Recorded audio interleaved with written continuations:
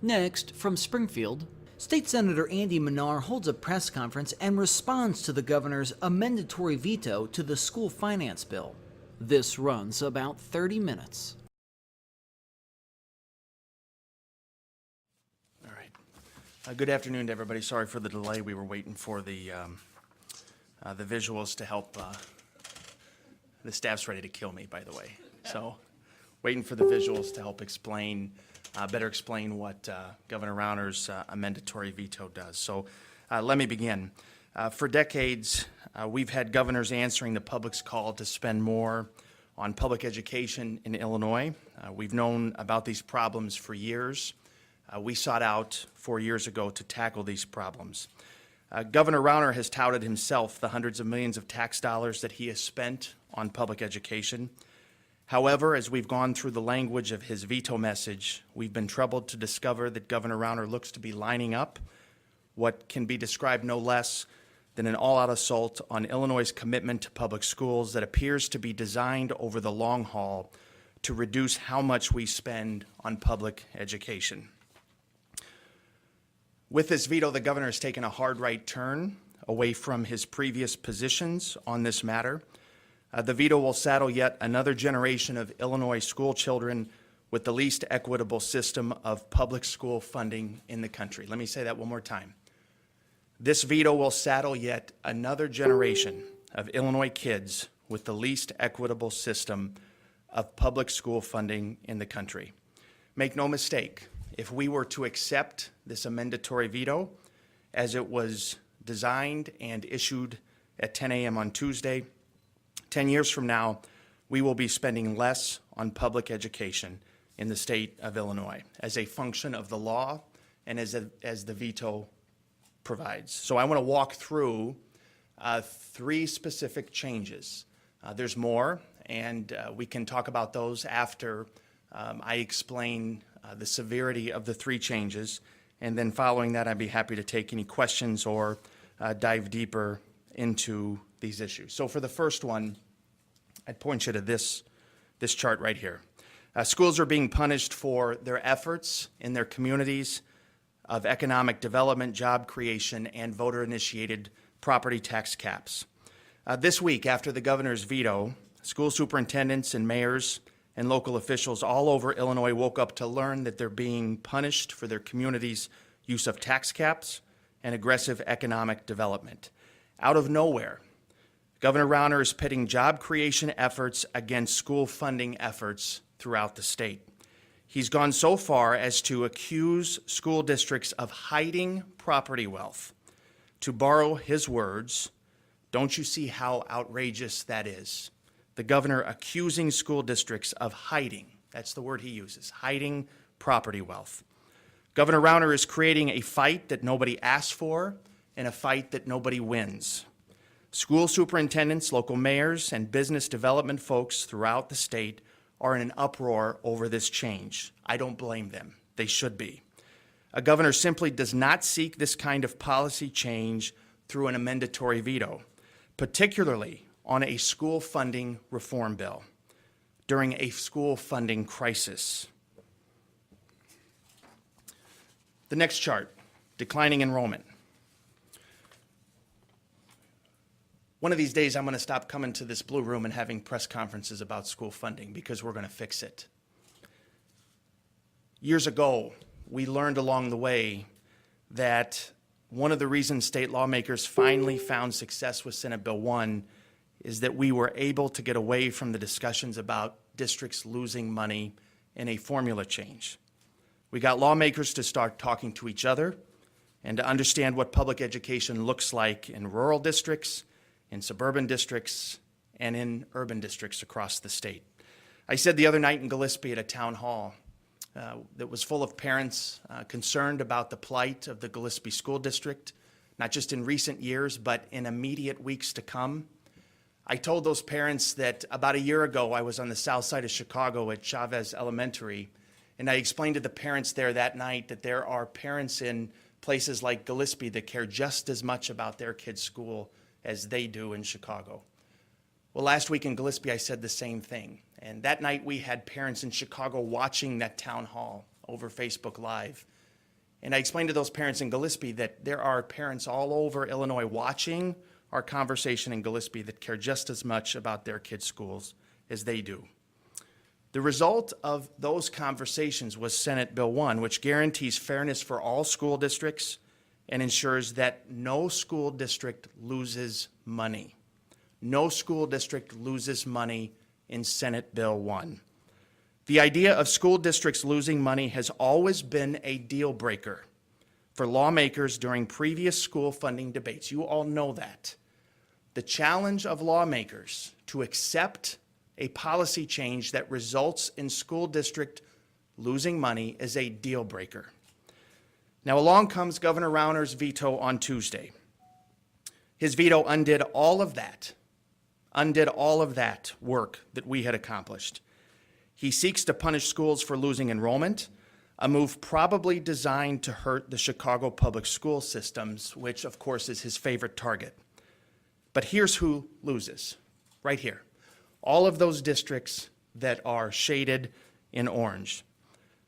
The governor needs to try to get these lawmakers to vote to accept his amendatory veto. I don't know any lawmaker that would stand up on the floor of the House or the Senate that represents these areas of the state that would vote to accept this amendatory veto, because it will result directly in school districts that they represent, some of the most underfunded in the state, losing money. That's the result of Governor Rauner's veto. Lawmakers should be outraged by this. Superintendents should be outraged by this move. And most of all, parents who send their children to these schools should be outraged by this piece of the veto. Here's why we're doing this today. Our current system is a failure. Everybody knows that we have indicted the system over the last 4 years. We've explained why it's rotten. We explain why children that live in poverty are at the back of the line today in Illinois. This map shows underfunded school districts in the state of Illinois. Take a look at this and take a look at this, and you will see the impact of what Governor Rauner did on Tuesday. You can see visually that it's not good for underfunded school districts in Illinois. Our students, our teachers, our taxpayers are trapped within this broken system. We're as close to fixing this system as we ever have been. We are standing at the doorstep of historic change in Illinois. We sent a bill to the governor's desk, a bill that has withstood the test of time, the most scrutinized bill in state history, a bill that undoubtedly has broad agreement across the state of Illinois among parents, educators, superintendents, reform organizations. The list goes on and on of the supporters of Senate Bill 1. The act of sending the governor a bill on school funding reform, that act alone is an accomplishment. That hasn't happened in more than 20 years in Illinois. Governor Rauner discarded that work on Tuesday. And he not only discarded the work that we have done on Senate Bill 1, he used the mechanism of a veto to rewrite law so that school funding and school investment would be dialed down over the next several years. So much so, again, that 10 years from now, we will be spending less on public schools if we were to accept the governor's amendatory veto. Now, I want to talk about what I think the governor's real intent was with this veto. He has said, and I heard him yesterday at a couple of editorial boards say that he wanted to, quote, make it a better bill, end quote, make it a better bill. That's what I heard him say a couple times this week after the veto was issued. What he is doing, make no mistake, as evidenced by what we're showing you here today, from his veto language, is waging an all-out attack on public education in the state of Illinois. He's using the veto power of the executive branch to attack public education in the state of Illinois. Over time, the provisions outlined, and I will name these off if you want me to, the provisions outlined in Governor Rauner's veto would cause the state to divest from public education at historic levels and starve public schools. The first on the plate are the ones that are the darkest shade of orange. Consequently, The ones that are the darkest shade of orange in this chart are the ones that Senate Bill 1 helps first. Governor flips that, turns the table on underfunded school districts. At the very same time, it would be important to note that the governor is asking for more than a $100 million voucher program, one that is not funded, one that has not had a single public hearing to my knowledge in the General Assembly. But that's an ask that he has given of us in order to continue discussions on Senate Bill 1 and a final compromise. So this is not about fixing Senate Bill 1. This is about doing what he wants to do, which is to divest from public education through the mechanism of an amendatory veto. Governor Rauner's veto language represents the opposite of his rhetoric, the opposite of the work that his own school funding commission performed, the opposite of his own talking points, the opposite of what he said yesterday. It goes against his boasts about donating to education causes, about ensuring the state appropriated record amounts of funding to schools. It goes against wanting to be our state's education governor, which we need desperately today, right now. Governor Rauner has sadly taken a hard turn to the right and abandoned all of his own policies and achievements to betray public schools in his amendatory veto, all within a matter of days. Here are the 7 things, and then I'll conclude and take your questions. Here are the 7 things in his amendatory veto that bend spending downward over time, that constrain investment in public education, using the forces of the law to constrain spending on public education. Number 1, the governor changes the regional cost differential in Senate Bill 1. He drives it down. Number 2, school districts that can't access property wealth because of the tax cap law. The governor doesn't recognize any longer, he would say we shouldn't recognize that those school districts can't access their wealth, so they appear wealthier than they actually are. Number 3, enrollment changes. The governor would exact pain on school districts that are losing enrollment. Our bill holds school districts harmless. No losers in Senate Bill 1. Number 4, the governor changes the minimum funding requirement in the bill. That is our guarantee that we're going to hold future General Assemblies and governors of both parties to this path toward equity and adequacy. That's the thing we put in the bill, in Senate Bill 1, that says we're going to continue to take steps in years to come until we get every school district to an adequate level of funding. Number 5, up here again, changes to how TIF districts are accounted for in the school funding formula. This pits job creation efforts against public school funding. That's opposite of what everybody wants to do. Those two things go hand in hand. The governor rips them apart, and he divides those two efforts that are happening all over the state, not just in one part of the state. Number 6, the governor removes language protecting and accounting for a potential pension cost shift.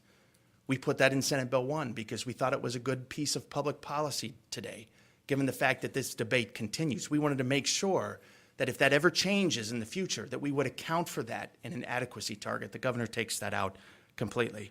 And then finally, and this is probably most profound, I don't have a map of this one, but this one just completely guts the whole purpose of Senate Bill 1.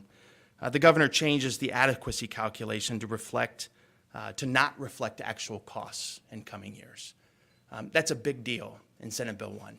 That's the most profound difference between Senate Bill 1 and the status quo today. We recognize that costs go up and down in school district based on many factors. The governor constrains that. And that, again, is to divest in future years from what it would take to get school districts to adequate and equitable levels of funding. And again, that guts the entire premise of Senate Bill 1. I want to go back to this one real quick. This is the most egregious. How many times have I been lectured? We've all been lectured about losers, winners and losers. We can't have losing school districts if we're going to get this done. That's a poison pill right there. I've heard many times from the governor himself, you've all written about it, the governor said over and over again, Manar's bill can't have losing school districts if it's going to pass. The governor wrote that into this bill with his amendatory veto. I can't imagine any legislator in downstate Illinois of either party would support this amendatory veto, because that will guarantee, not in year one, but beginning in out years, that will guarantee reductions on the part of the state funding formula to school districts that are losing enrollment. So with that, I'll conclude my remarks and be happy to take any questions. What you think you're going to do? What am I going to do, Dave? Yeah, what are you going to do? So we had negotiating sessions today with, let's back up. Last Saturday, we began conversations with our Republican counterparts in the legislature to negotiate a reasonable compromise. We had a couple hours worth of a discussion today in an effort to try to identify a path toward a reasonable compromise. We are committed to that today. We will remain committed to that. But I'm here today to tell you that we are not going to accept this amendatory veto. This amendatory veto represents a hard right turn on the part of the Rauner administration in the last few days. It is unacceptable. It would not get us closer to equity. It does not fix the bill. So we are committed to seeing those conversations and those negotiations through. But sooner or later, we're going to have to make a decision about what to do with Senate Bill 1. Right now, the process is less important. What's more important is the outcome, and we're committed to seeing steps toward a reasonable compromise. But if Republicans already know that you're compromising on a backup bill, why would they want to back, why would Republicans in the House, for instance, want to back an override motion when they can just sit and wait and see what your compromise would be? Well, that's a good question. To me, the process is less important. You've heard me say this a couple times this week. I'm less committed to a process. I'm more committed to fixing that right there. That mess that plays out everywhere in the state of Illinois today. It's going to regurgitate itself in a few days when doors of schools are going to open, and there's going to be kids walking through a whole bunch of dark orange schools in Illinois, and we will have gone another year without fixing that mess right there. I'm less concerned about the process, Mark. I'm more concerned about fixing that mess. If that means a compromise bill, so be it. If that means an override plus a trailer bill, so be it. There's probably a dozen ways to do this. What I've told my Republican colleagues, I told Dr. Purvis this on the telephone yesterday. I'm less concerned about the process. I'm more concerned about that. Is there anything in the AV that the governor put out that could be a jumping off point for negotiations, or is this largely just something that you can't accept? I don't believe there is. I don't believe there is. We are open to changes. This is no different than previous pieces of legislation that have gone through the Senate that didn't make it through the House. I'm always open to constructive criticism. As you know, this is a far cry from bills that I have filed and that the Senate has passed. This is very different. This already represents compromise. Senate Bill 1 does. But I don't see anything in this amendatory veto that even resembles anything that would get Illinois schools to be more adequately funded and certainly more equitably funded. There is nothing in this veto that I can point to today that is constructive in the conversation that Governor Rauner claims he wants to have. I, by the way, did not expect to say that. I thought that there would be some things in what Governor Rauner would put in a mandatory veto that could be used to help further discussions. But I think we've seen that the governor's not about uniting Illinois. He's pitting one part of Illinois against another. Kids here against kids here. There's nothing in this veto that I can point to that could be used in a constructive conversation. So when you're having negotiations, are you talking about these things at all, or are you talking about entirely separate issues, including that $100 million scholarship tax credit? So I'm going to put a little bit of definition around negotiations, but I'm not going to reveal details because I think that would be turning my back on those discussions, which I'm not going to do. We're talking about all kinds of things. What we have said to our Republican counterparts is let's have a conversation about what it's going to take to fix that. We think Senate Bill 1 should be the law of the state of Illinois. despite the governor's actions on Tuesday, we still believe Senate Bill 1 should be the law. It's a good bill. It represents good public policy. What is it going to take to get you to a point to help us do that? We're hoping that some reasonable folks will step forward and will join in that conversation. That conversation is ongoing. So if there's something constructive that is reasonable, it's not going to be rejected by the Democrats. When is the last time you had something you would define as a negotiation? Today, All, what was it, 8 people yes, in person here? Or? over the telephone. Did any of them describe these cost escalators that Governor Rauner lined out in his AV in Senate Bill 1? What is their version of these cost escalators that they see that raises education costs over time? Well, the governor's AV removes them, which is a cruel trick. That's a cruel trick. Because what it is doing, and what he is doing by removing factors in Senate Bill 1 like that one, is he is saying, you know, we're going to pay you, but we're not going to pay you what it really costs for you to do what we expect you to do and produce the result that we expect you to produce. It's much like that, you know, when politicians tout fully funding the foundation level, that's a foundation level based on costs of well over a decade ago. Senate Bill 1 is a dramatic change in public policy, but it accounts for the true costs of what we expect to be successful out of public education in Illinois. So when you rip those things out of a bill, not just that one, but any number of those things, you gut the bill. You gut the whole purpose of what the legislation is. So those things are what make up Senate Bill 1, what drives equity in the state, what accounts for costs. We hold every kid, every teacher in the state of Illinois is expected to produce the same result. Their kids take the same standardized tests. We have school districts spending $35,000 a student. We have school districts spending $6,000 a student. By the way, that gap's getting larger, not smaller.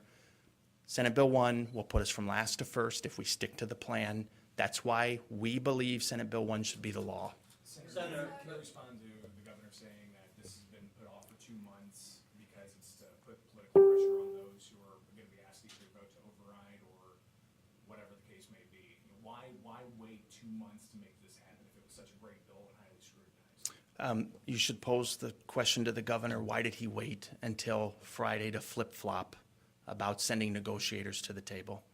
I would have been anywhere, on any day, at any time, for any length of time, to have a conversation about how to fix this. That happened in earnest for the first time on Saturday. That conversation on Saturday could have happened on June 1st. There were willing parties to come to the table. You can't negotiate with yourself, although some people like that on the other side of the aisle. That should have happened in June.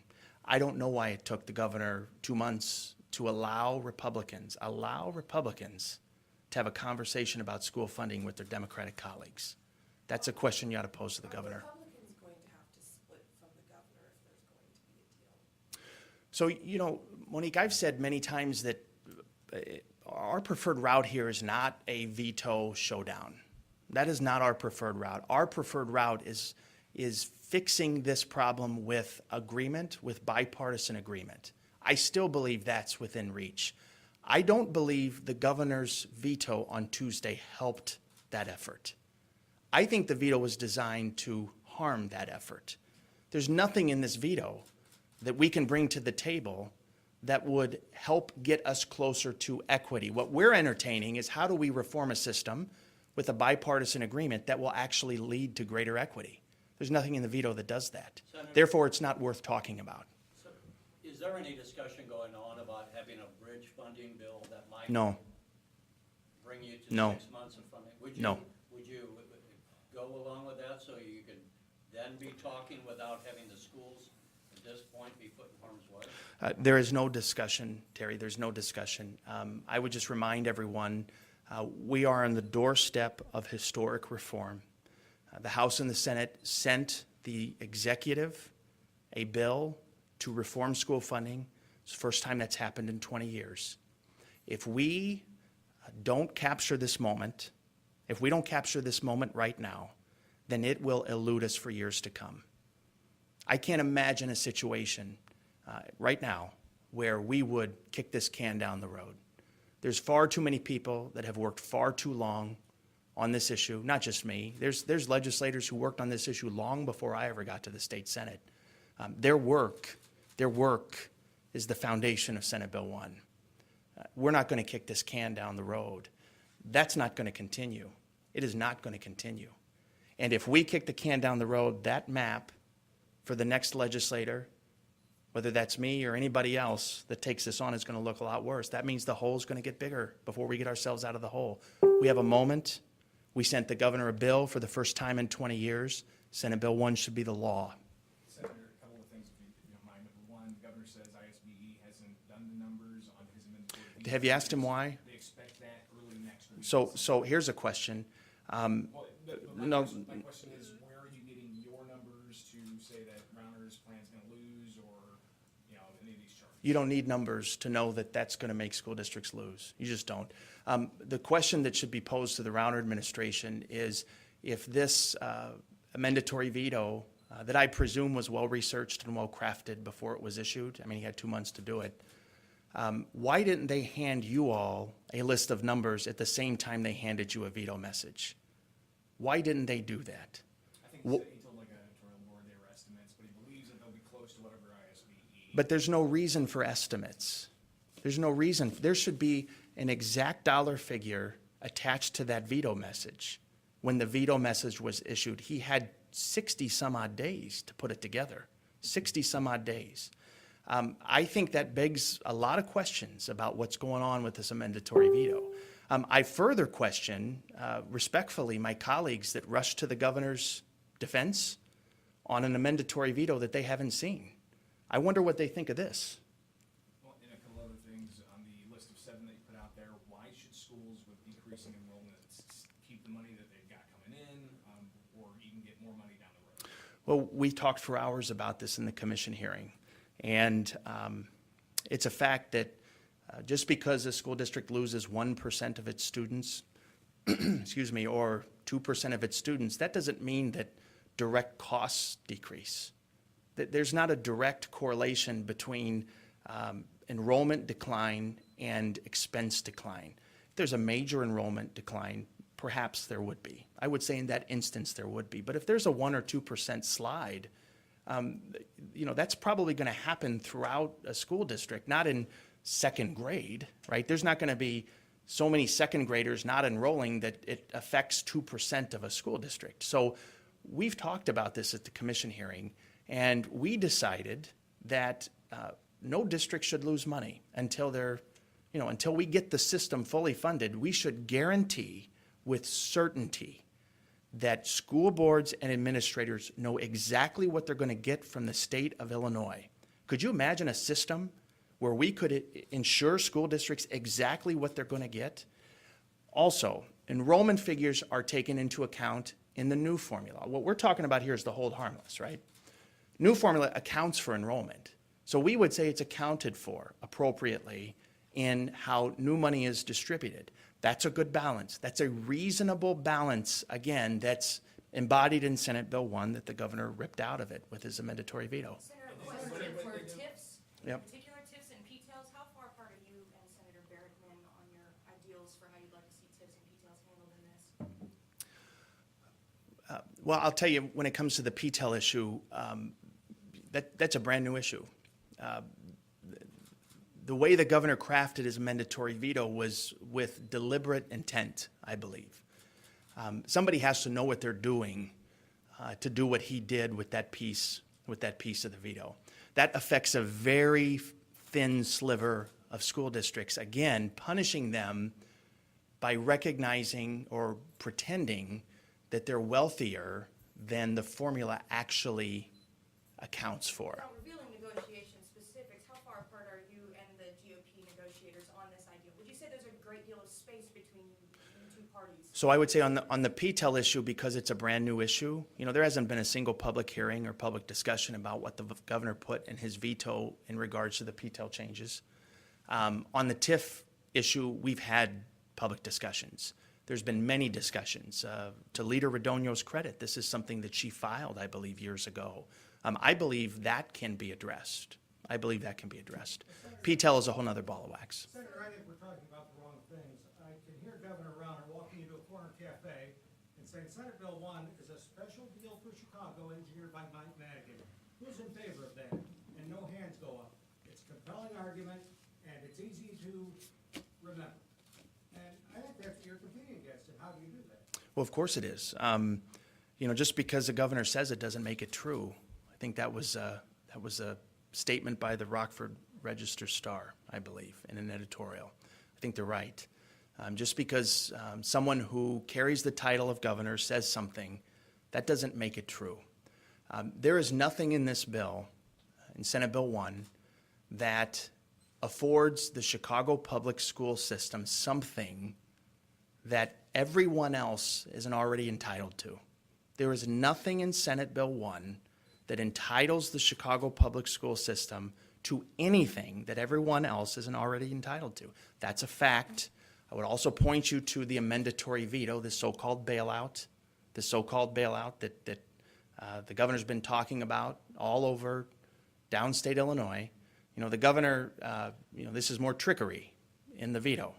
The governor removes the $221 million for normal costs, and he puts it right back. That's not vetoing out the bailout that he claims exists in Senate Bill 1. When he says I removed it, he's somewhat correct, but he doesn't say he puts it right back. So that's trickery, and that's what I mean. That's political rhetoric, Dave. Political rhetoric doesn't fix this problem. Reasonable compromise will fix this problem. Thanks, everybody.